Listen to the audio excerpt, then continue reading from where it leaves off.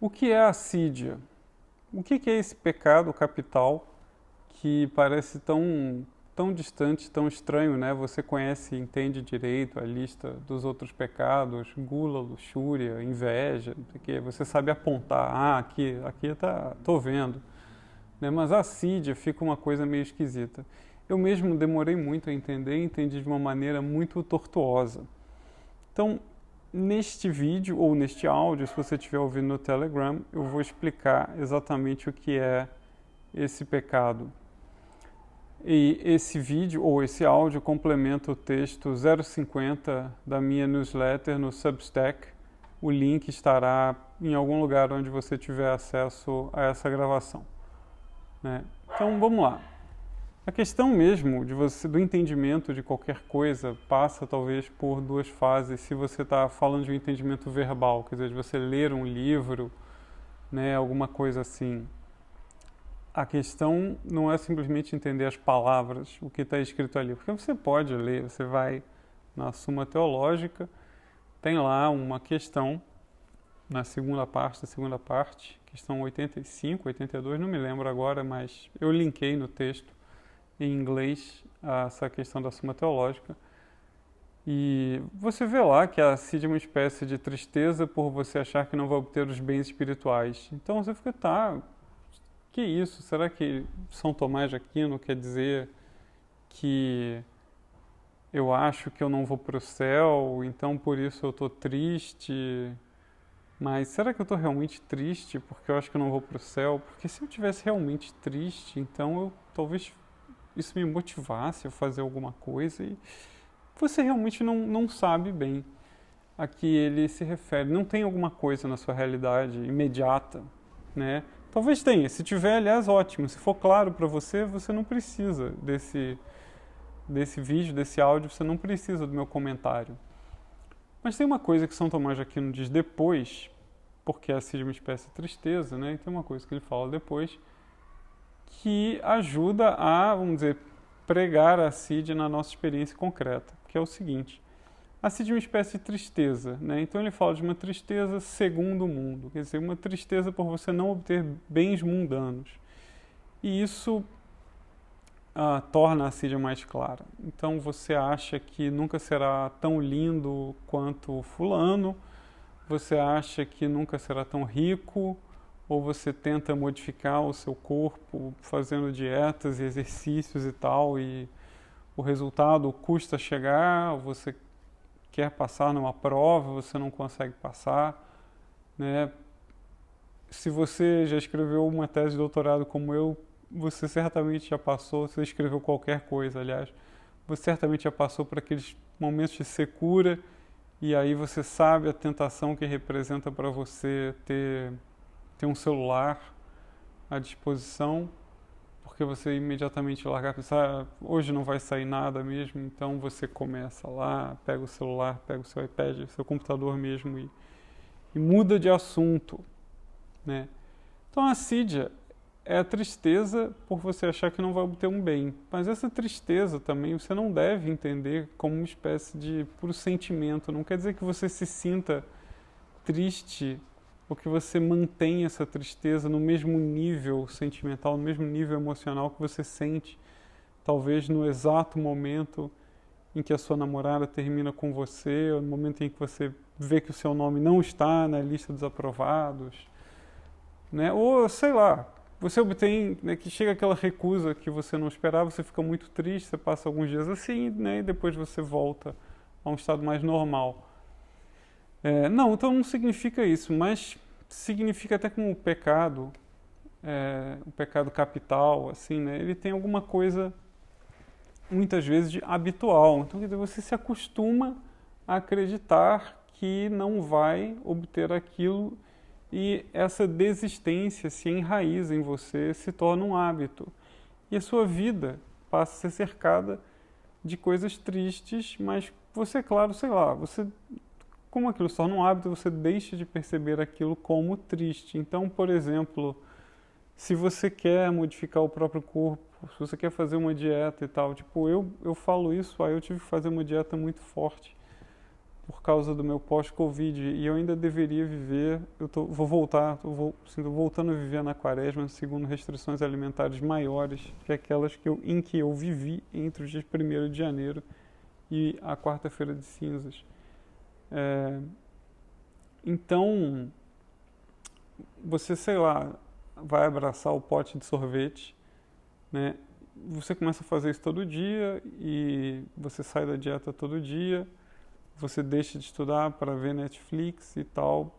Você começa a viver outra vida. Mas o fundamento da vida que você está vivendo é aquela desistência. A base da sua vida atual, da sua forma de vida atual, é aquela desistência, né?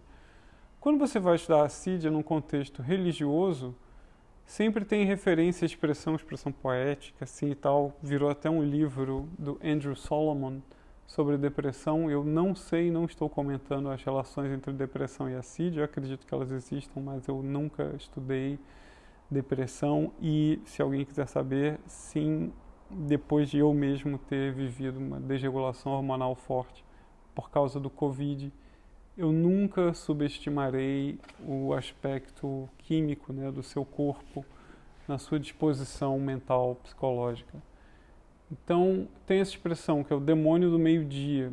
Por que essa expressão? Porque a Assídia, quando começa a falar dela, muito antes de São Tomás de Aquino, parece que ela é um pecado do monge, porque o monge está na sua cela e por volta do meio-dia, quando o sol está a pino, ele começa a ficar de saco cheio, começa a ficar agitado. Isso acontece, sei lá, com todo mundo, acontece comigo. Esse é meu horário muito ruim para trabalhar. Meu trabalho é intelectual, né? Normalmente eu estou na frente de uma tela tentando escrever alguma coisa.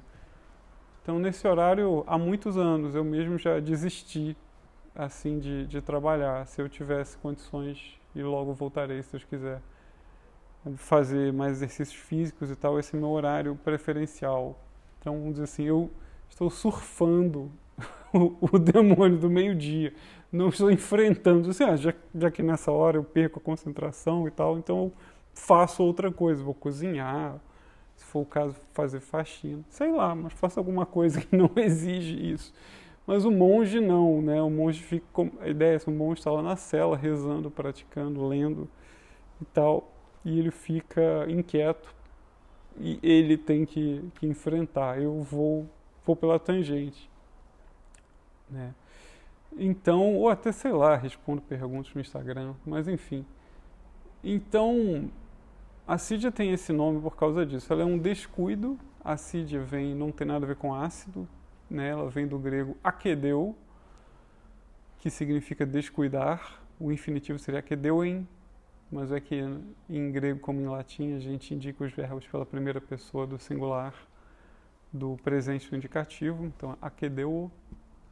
E vem disso. Então, esse descuido você acredita que não vai obter, então você se descuida do seu objetivo, você descuida, portanto, dos meios, você desiste, vai embora, vai fazer outra coisa e você tem uma nova vida que vem dessa desistência, né?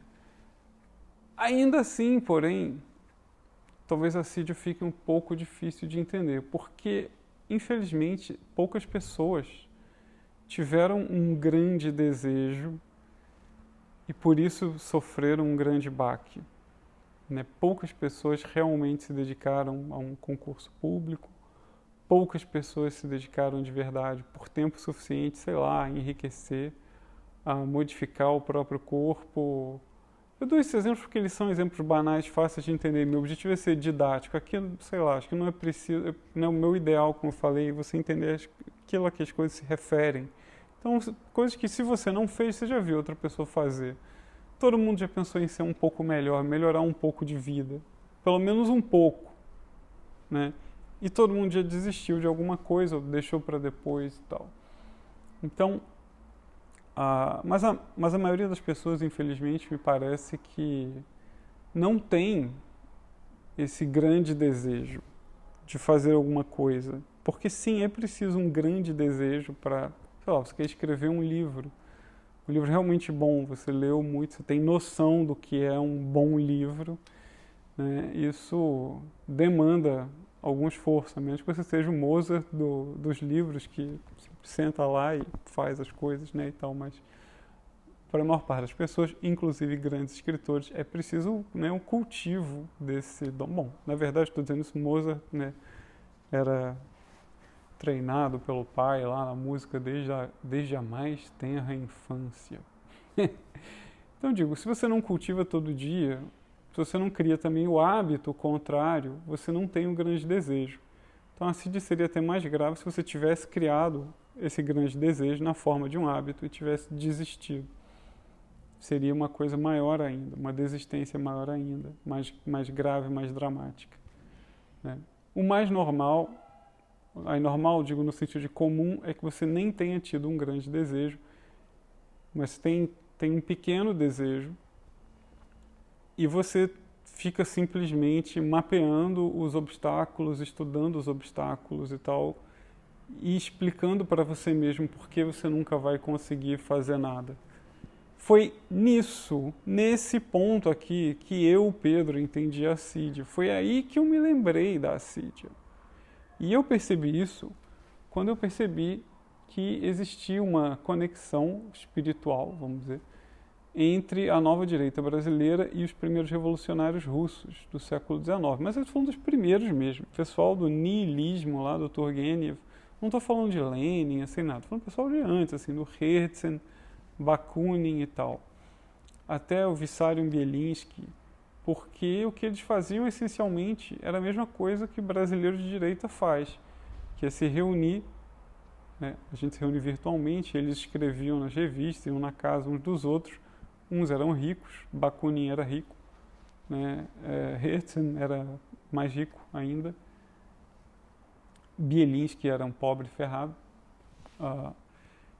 mas eles se reuniam justamente para discutir, por que a Rússia é tão atrasada, por que a Rússia só sabe imitar o modelo ocidental, mas eles sabiam também que o modelo ocidental era melhor, o modelo ocidental era mais moderno, o modelo ocidental, né, tinha progressos e tal, que não tinha na Rússia.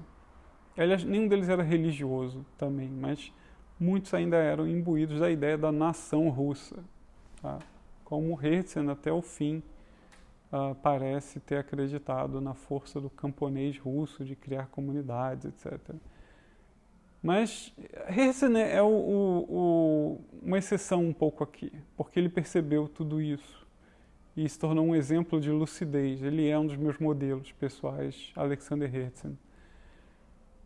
Enfim, então quando eu percebi que eles faziam muito isso, e que nós também, na nova direita brasileira, também fazemos muito isso, e que muito do discurso era o Brasil é ruim, o Brasil é atrasado e tal, e você tinha muita referência gringa e pouca referência brasileira, e você tem uma dificuldade muito grande de dimensionar as coisas. Então, o fulano é um deus que vai ser adorado, eu concordo com tudo, sou um defensor absoluto, ou então ele é um verme e não merece ser levado em conta, né? Eu percebi como a Assídia estava ligada ao orgulho, que é o orgulho que superdimensiona essas coisas. Você acha que um obstáculo é o fim, você acha que o obstáculo né, o fim da jornada, acabou, porque existe esse obstáculo, porque existe essa tentação, como se fosse, sei lá, eu quero fazer dieta, mas ao mesmo tempo tem aquele sorvete na geladeira, então não vai dar, né? Eu quero estudar, mas, puxa, acabou de sair um novo episódio na HBO e eu não consigo esperar até o momento que eu estou cansado, né? Que minha cabeça não vai render nada muito além de ver um episódio de uma série, que francamente não é o que exija muito, né, de ninguém. Né? Não, você tende a achar isso, pensa, tá, eu quero estudar, né? Vamos dizer, pensando no mundo da nova direita, aqui, que é um mundo pior, eu acho, do que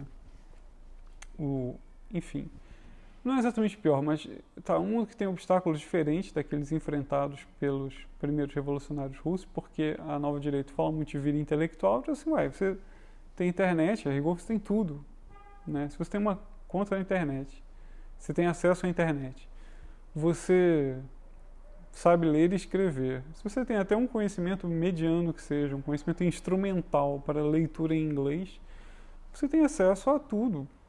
né? É só fazer. O ônus está todo com você.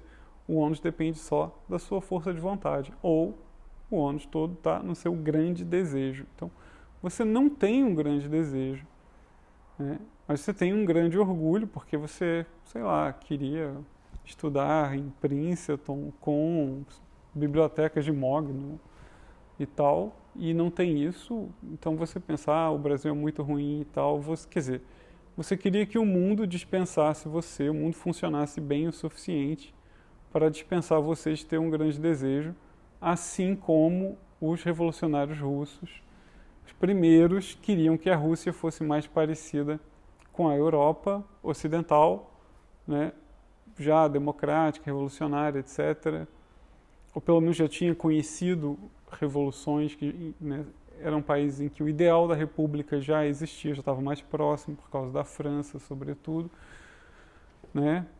Isso dispensaria você de fazer todo esse trabalho de modernização. Você acha, é claro, que você poderia viver uma vida mais simples.